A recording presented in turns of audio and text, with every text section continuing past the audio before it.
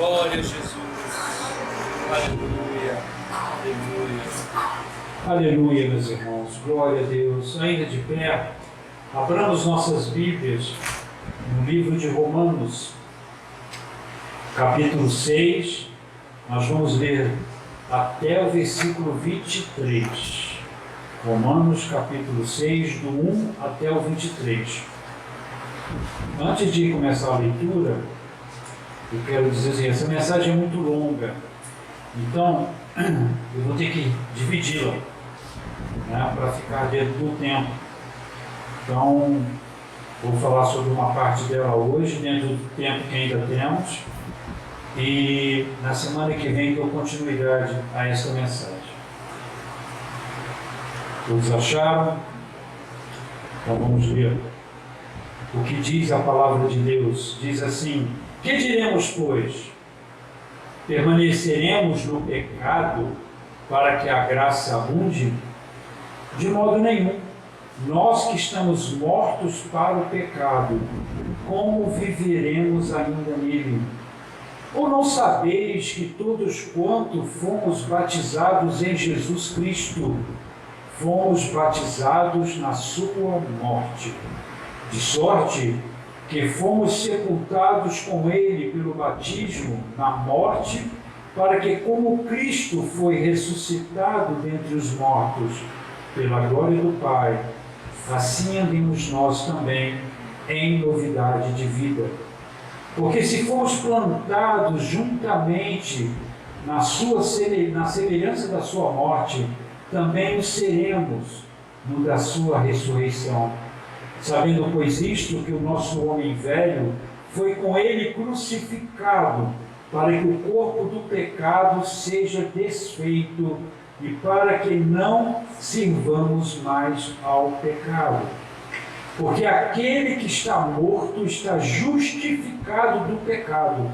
Ora, se já morremos com Cristo, cremos que também com ele viveremos, sabendo que, tendo sido Cristo ressuscitado dentre os mortos, já não morre, a morte não mais tem domínio, já não morre, a morte não tem domínio sobre ele, pois quanto ter morrido de uma vez morreu para o pecado, mas quanto a viver, vive para Deus.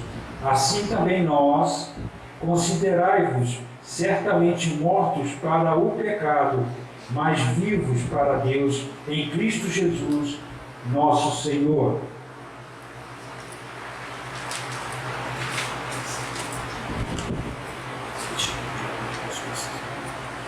Continuando, versículo 12.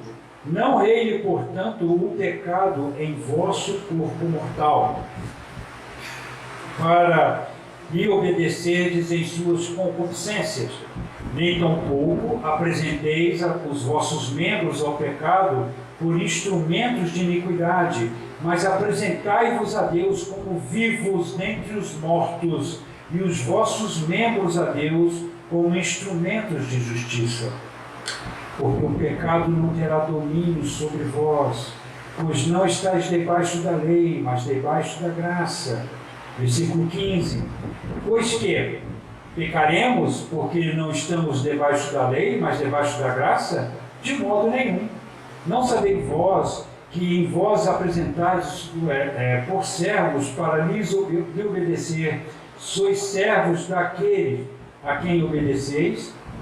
Ou do pecado para a morte, ou da obediência para a justiça? Mas graças a Deus, que tendo sido servo do pecado, obedeceste de coração de forma de doutrina que fostes entregues, e libertados do pecado, fostes feitos servos da justiça. Versículo 19. Falo como homem pela fraqueza da vossa carne, pois como apresentaste os vossos membros para servirem a imundície e a maldade para a maldade, assim apresentei agora os vossos membros para servirem a justiça para a santificação. Porque quando eres servos do pecado, estáveis livres da justiça. E que fruto tinhas, então, das coisas que agora vos envergonhais, porque o fim delas é a morte. Versículo 22.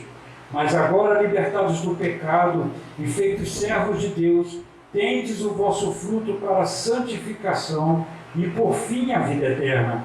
Porque o salário do pecado é a morte, mas o dom gratuito de Deus é a vida eterna por Cristo Jesus, nosso Senhor. Podemos nos assentar, meus irmãos.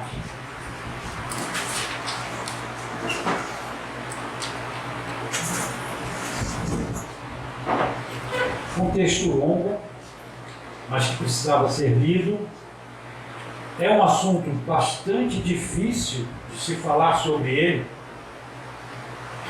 mas pela graça de Deus, vou pedir a cobertura dele neste momento, para que eu fale exatamente o que ele quer que eu diga. Irmãos, considero este tema, o que nós vamos ver aqui, possivelmente nos próximos 3 domingos, possivelmente, como a espinha dorsal de tudo aquilo que nós cremos e de tudo aquilo que pensamos sermos em Jesus Cristo. Então eu vou pedir aos irmãos que prestem muita atenção no que vai ser falado, porque é um assunto de extrema importância. E se nós tivermos a compreensão correta do que está escrito aqui, eu posso lhes garantir uma coisa, porque é o que eu estou buscando para a minha vida também. Esse texto ele é libertador. Libertador. Porque ele vai trazer para nós a visão certa do que nós somos em Cristo e do que Deus está nos propondo através da sua salvação. Quando falamos de salvação, quando falamos da obra que Jesus realizou na cruz, tenho certeza que muitos não têm o entendimento correto ou não têm entendimento nenhum sobre o que o Senhor Deus está nos propondo, ou o que foi proposto para nós lá na cruz do Calvário. Esse texto, a partir do momento que a luz de Deus entrar no nosso coração, ele vai nos libertar disso e vai nos levar para a verdade, para aquilo que Deus propôs para nós através do sacrifício de Jesus. Então vamos lá, queridos, vamos.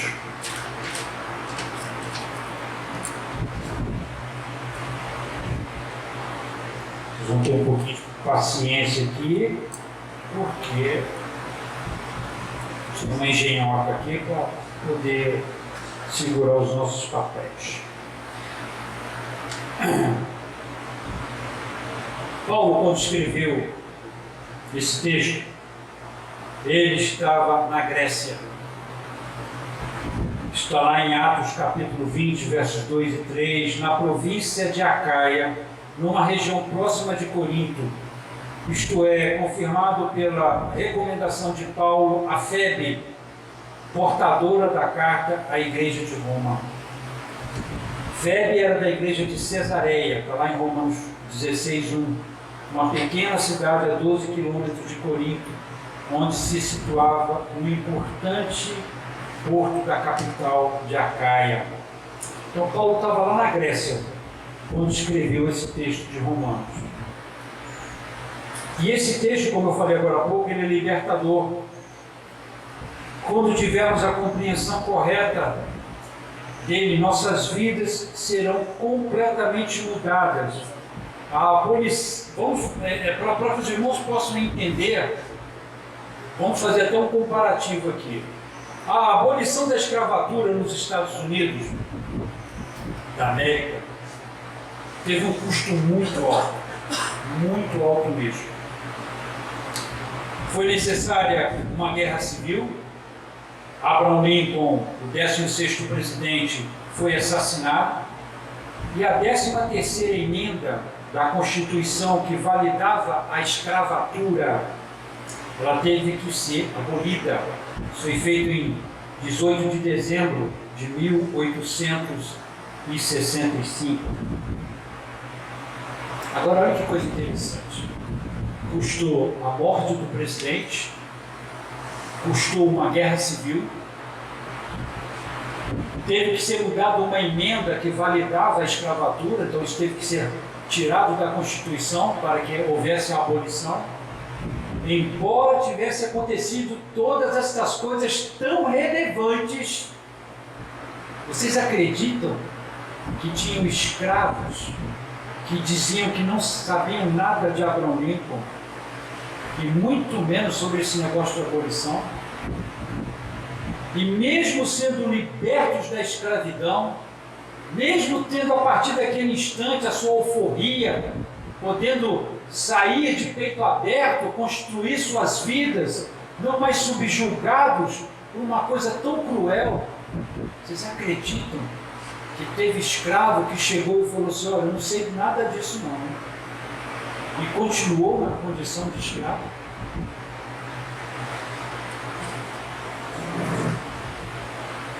Mas eu tenho uma coisa para dizer para vocês: agimos da mesma maneira,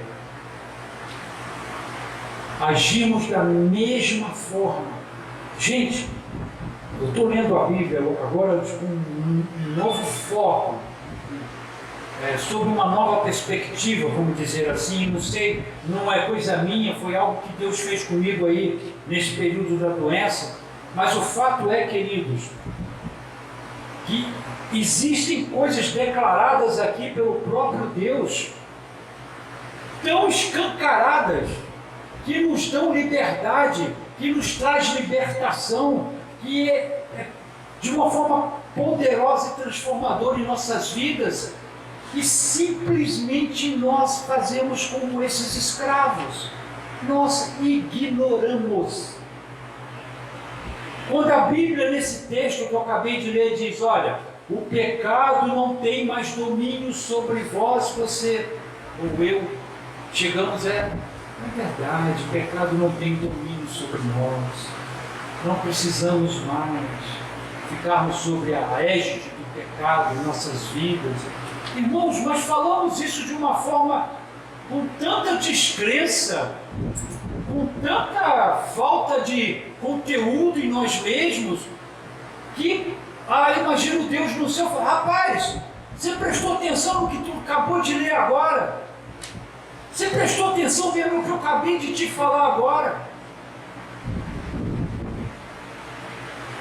Agimos como esses escravos, do mesmo jeitinho, apesar do custo alto que teve.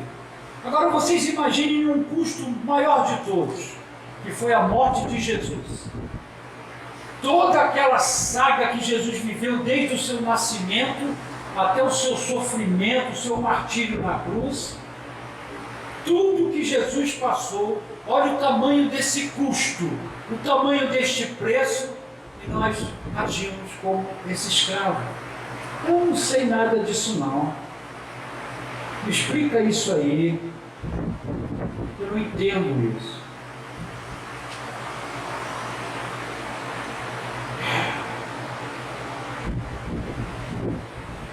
Continuaram vivendo como escravos por causa da ignorância. Há hoje muitos crentes vivendo como escravos, embora Cristo, o emancipador de escravos, tenha morrido e ressuscitado para desfrutar plena liberdade. Muitos crentes são ignorantes e não conhecem o que Cristo fez por eles. Outros são acomodados, acostumados a viver como escravos. Outros ainda são fracos e vivem com medo do feitor de escravos e deixam de desfrutar a sua liberdade. Esta é a nossa realidade hoje. Esta é a nossa realidade hoje. E Deus me chamou não somente para levar a minha vida, mas a vida de cada um de vocês na direção certa. Deus falou, acabou, já está decretado de forma legal, jurídica, já está feito. Agora, nós aqui, cristãos nesta terra, temos que nos levantar sobre o que Deus falou e agir de acordo com o que está escrito. E é para isso que Deus está me chamando, para não somente eu viver isso, mas fazer com que todos vivam isso também. Precisamos erradicar da nossa vida esse comodismo, essa preguiça que nós temos, irmão. Preguiça, uma preguiça espiritual maldita que nos faz acomodar, que nos faz aceitar de bom grado coisas que Deus já falou. Ei, você não precisa viver mais assim.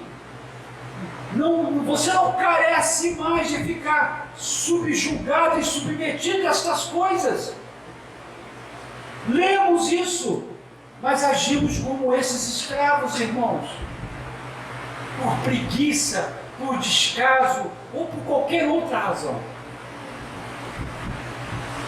A mensagem de hoje tem como objetivo tirarmos da ignorância para que possamos avançar a meta estipulada por Deus. E qual é essa meta, irmãos? Qual é a meta? Deus estipulou uma meta para nós. Se você, volta a repetir, se esquecer de tudo que for falado aqui, lembre-se de uma coisa: temos uma meta. Não foi uma meta que nós estipulamos, não. Deus é quem estipulou. E qual é a meta? A meta é a medida de Cristo, a estatura do varão perfeito. Essa é a nossa meta. É para ela que nós temos que olhar. E é para ela que Deus vai nos levar. Porque a Bíblia diz que Ele volta para uma igreja irrepreensível. Ele volta para uma igreja imaculada. É para esta igreja que Jesus está voltando. Então esta meta está estampada no nosso horizonte. Quando nos levantarmos de manhã, opa, olha lá, eu tenho que atingir a medida da estatura de Jesus. Não posso ficar abaixo disso. Não posso me contentar com menos do que isso. Eu tenho que buscar isso. Então existe uma forma, uma maneira de fazermos isso. Mais uma vez, o Manual Santo nos dizendo como proceder para conseguirmos isso. E é desse assunto que nós vamos tratar. Na escola dominical, falamos sobre a armadura de Deus, que não é uma alegoria, que não é algo fantasioso, fantástico, não é uma utopia, como muitos consideram. É algo real, porque a guerra que nós travamos, ela é real. Então as ferramentas para usarmos no combate têm de ser ferramentas reais. E é isso que Deus está nos alertando e nos chamando. Vamos parar de considerar este livro sagrado e tudo aquilo que está escrito nele como coisas bonitas, lindas, que nós temos que emoldurar e pendurar na parede. Não! Não é isso. E Deus aqui, de uma forma enfática, através desse texto, está dizendo para você: ei, camarada, acorda. Você não precisa ficar subjugado da forma como está. Isso já terminou, já acabou. Não vai dar nem para... Não vai dar para fazer esse preâmbulo. Mas nós vamos, pelo menos nos próximos 2 domingos, continuar o mesmo tema. Mas eu queria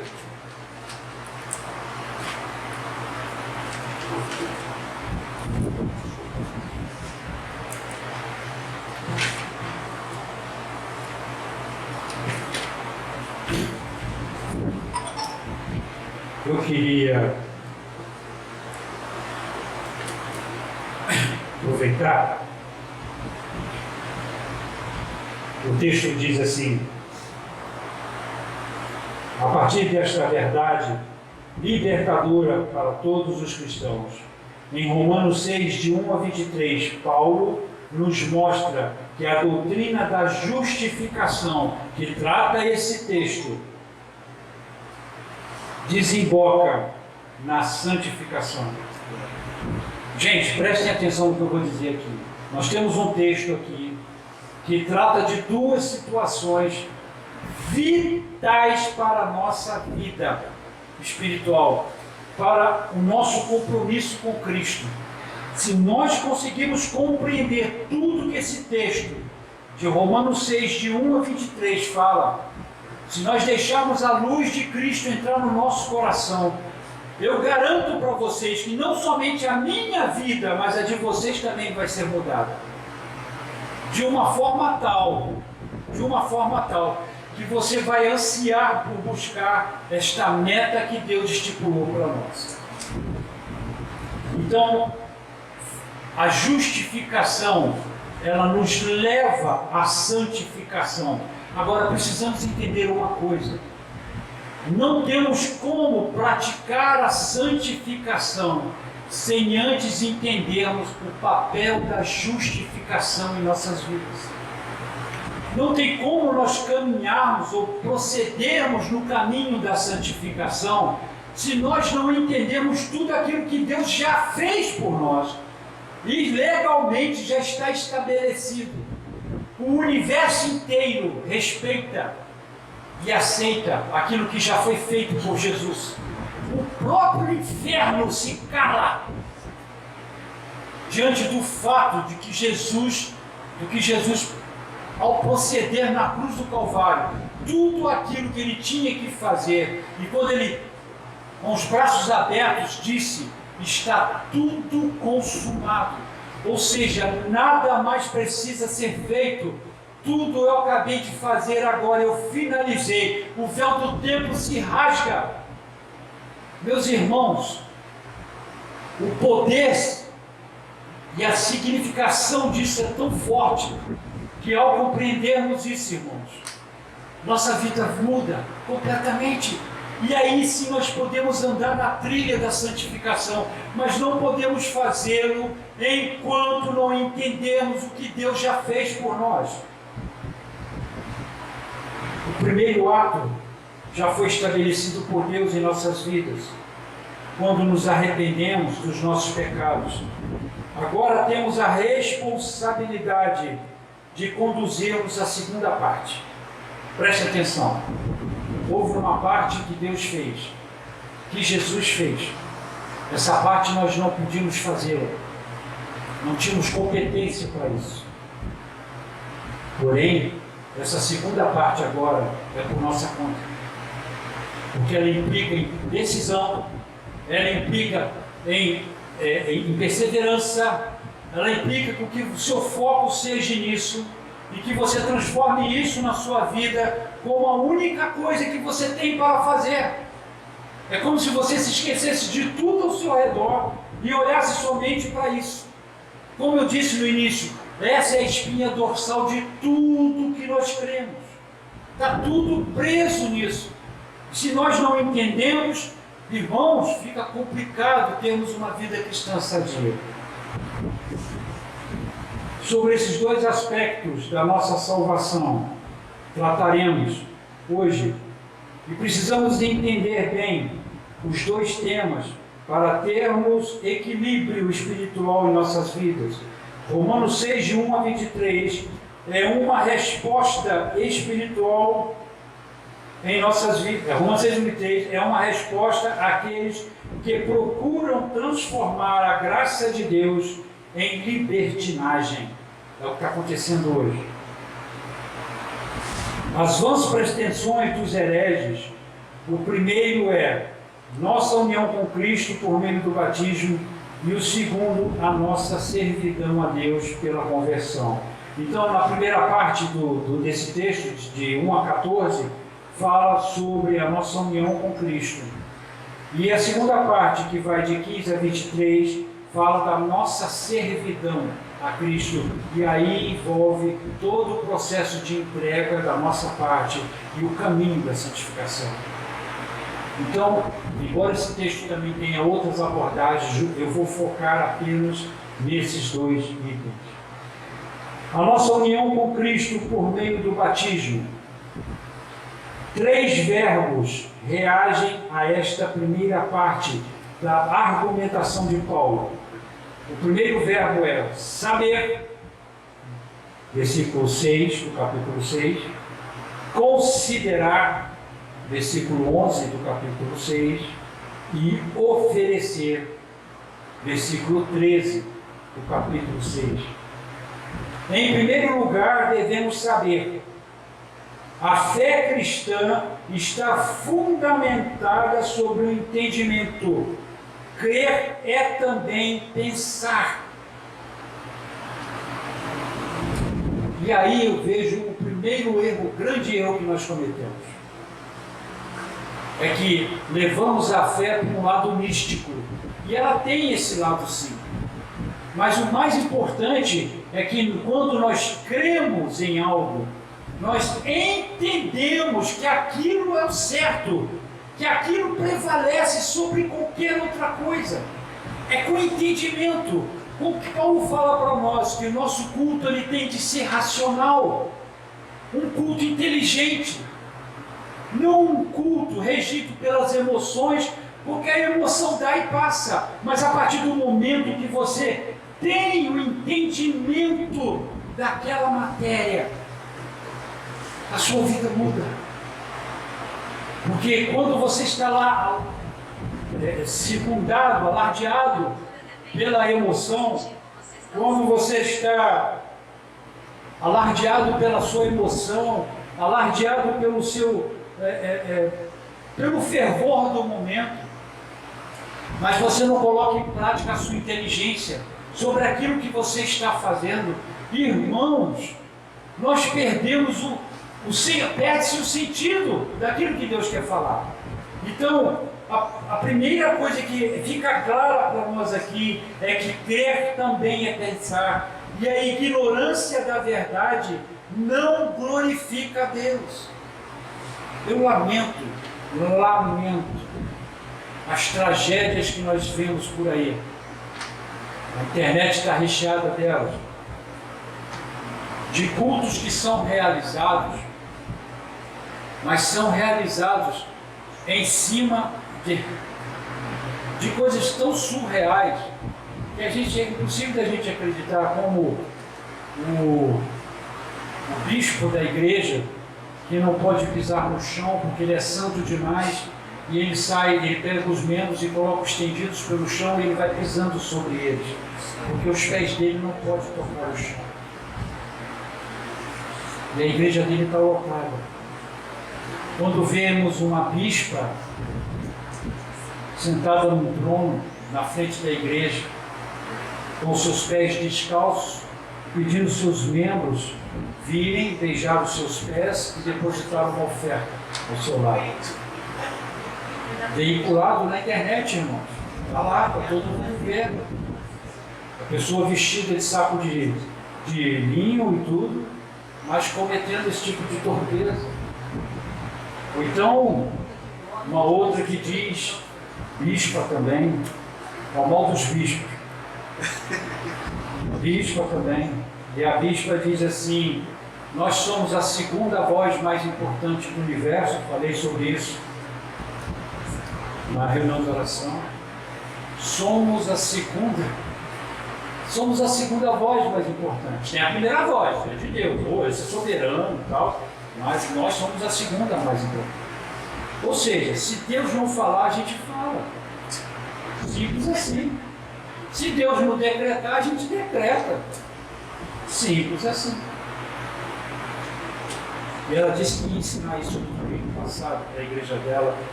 Eu fico imaginando o quão abençoados os irmãos não foram com esta pregação. Amados, é essa ignorância, porque não pensamos. Não somos como os bereanos, quando Paulo estava falando lá, os bereanos, opa, ele falou um negócio ali, peraí, deixa eu olhar aqui. Sabe? Não procuramos saber se aquilo é verdadeiro, se a Bíblia Sagrada autoriza o que foi falado. Precisamos de cristãos pensantes, cristãos inteligentes, que usem a sua mente, que não fiquem por conta do que o outro do lado de lá fala, que não fiquem por conta das suas emoções, porque, como eu disse, a emoção é a coisa mais esdrúxula que pode existir, não tem consistência nenhuma, não sobrevive a prova alguma. Você pode estar morrendo de felicidade agora, Alguém vem na sua porta e lhe traz uma notícia sobre uma tragédia. Cadê a tua felicidade? Ela some.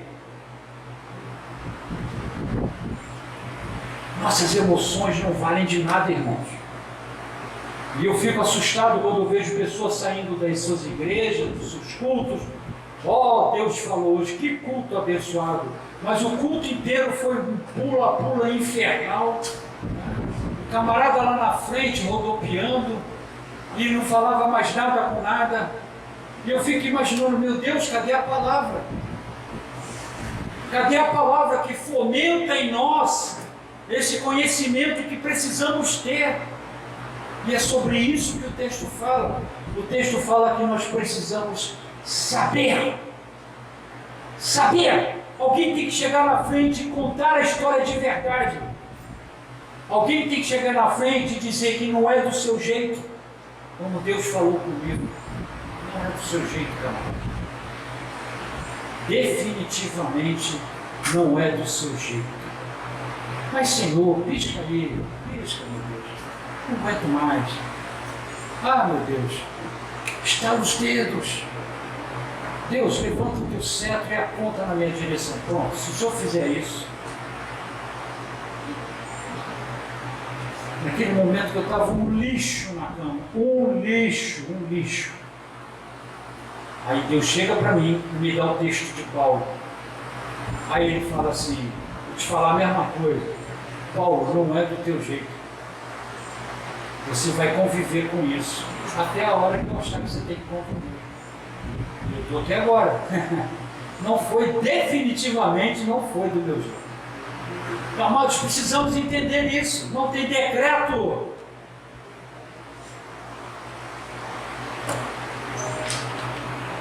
Eu vou ter que encerrar.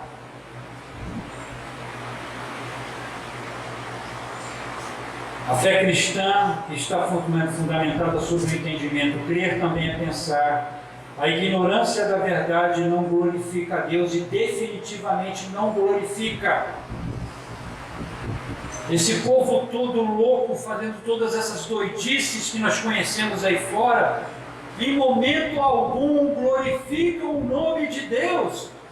Exibem apenas o ridículo. O ridículo. E fazem a fé cristã parecer algo um lixo. Como é que uma pessoa pode crer em algo assim?